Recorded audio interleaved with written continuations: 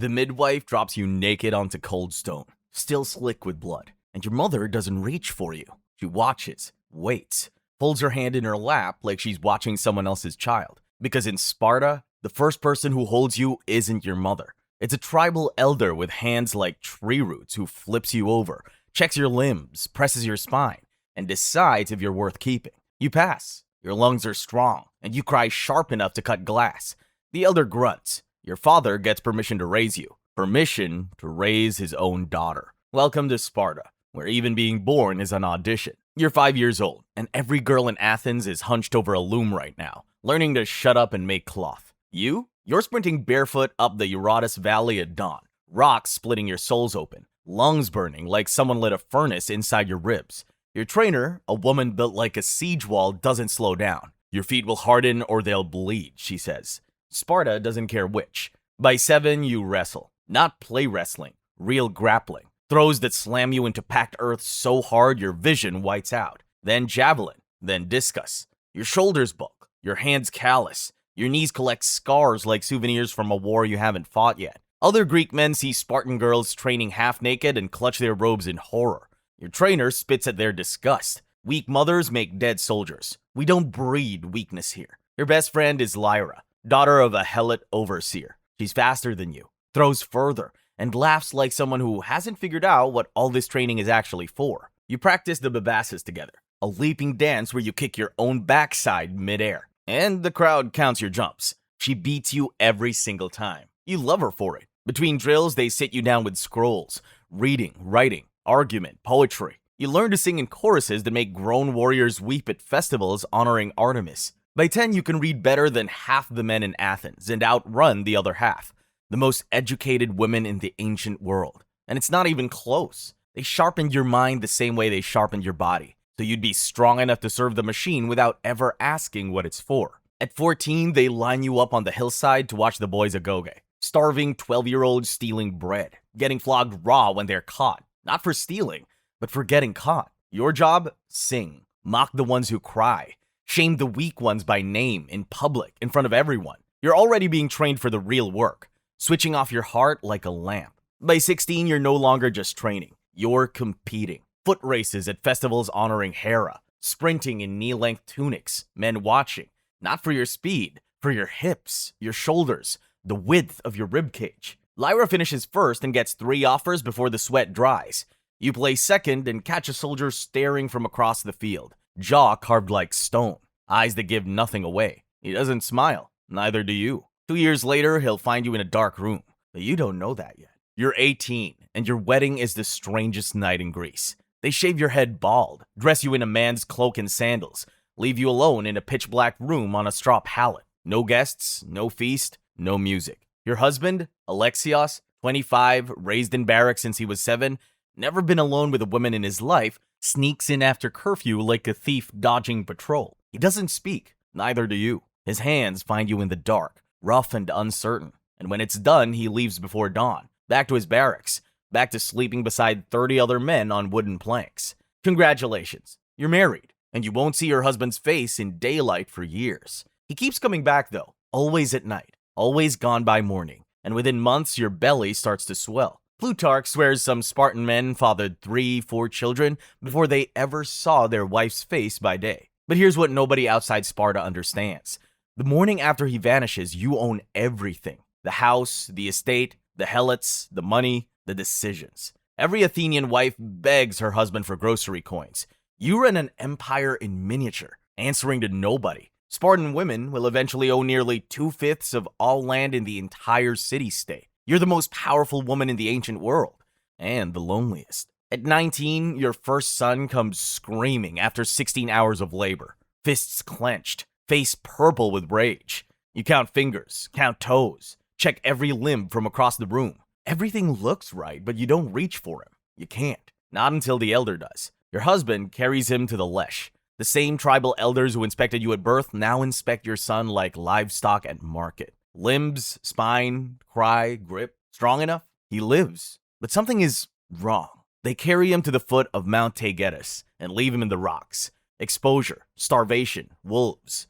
Whatever gets there first. You wait at home. Nobody tells you when it's happening. Nobody asks your opinion. You pushed him out of your body. Your job is done. The state decides the rest. He passes, this time. But your son doesn't pass unscathed. At 3, a fever tears through Sparta. It takes him for 6 days, shaking, burning, crying out for you in the dark. You hold him, press wet cloths to his forehead, bargain with the gods you're not sure you believe in. He survives, but his left leg never strengthens fully. A slight drag in his step. You catch the neighbors noticing. You catch yourself wondering if the elders would have kept him had they seen this. You never stop wondering. Your daughter passes too. You name her Agatha, the good one. Your 3rd pregnancy ends in a boy who doesn't scream loud enough. Your husband comes home empty-armed and says nothing. You say nothing. A Spartan mother who weeps for a rejected child is weaker than the child itself. That's the rule. You don't break rules here. Rules break you. Lyra isn't so lucky with silence. She loses her first and only son to the inspection. You find her down by the river just sitting,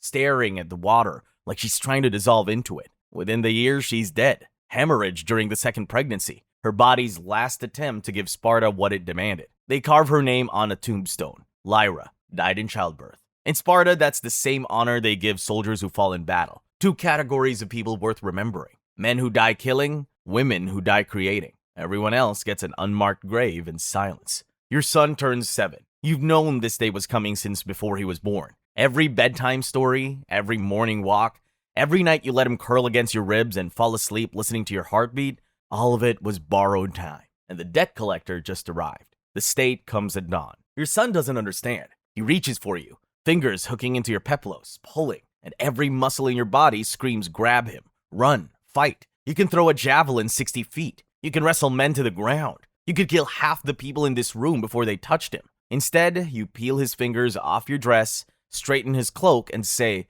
"Make Sparta proud." He disappears into the agage, communal barracks, 1 cloak per year, no shoes. Sleeping on reeds he cuts himself from the riverbank. They'll underfeed him on purpose, steal or starve. Your choice, but get caught and they'll flog you bloody. They will unmake your boy and rebuild him into something the phalanx needs. And you, the strongest, smartest, most capable woman in the ancient world, stand in an empty doorway and let it happen. Because that's the job. Not burying soldiers, but letting them go. Your daughter Agatha stays. Trains the way you did. Better at the javelin already. She has your arms and Lyra's laugh. And every time you hear it, something inside you cracks along an old fault line. You're 39 when your son comes home a soldier. 20 years old, shoulders like a yoke beam. And he barely looks at you. That drag in his left leg? Gone. Trained out of him.